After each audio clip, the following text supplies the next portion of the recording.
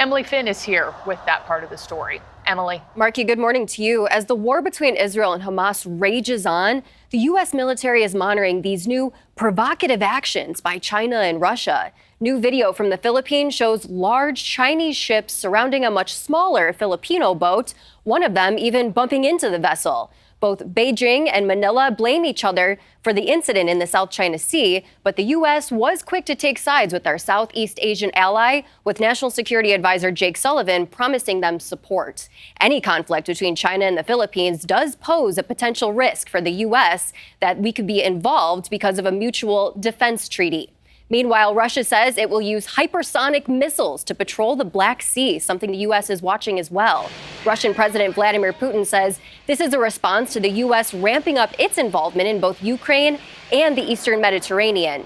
Putin has claimed these missiles are unstoppable, but Ukraine has used American-made equipment to shoot them down. Russia is also using the fighting in Ukraine and Israel to solidify its ties with Iran.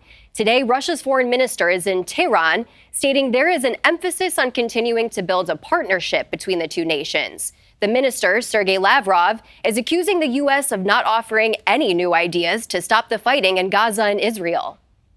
The United States is already at the forefront of those already intervening.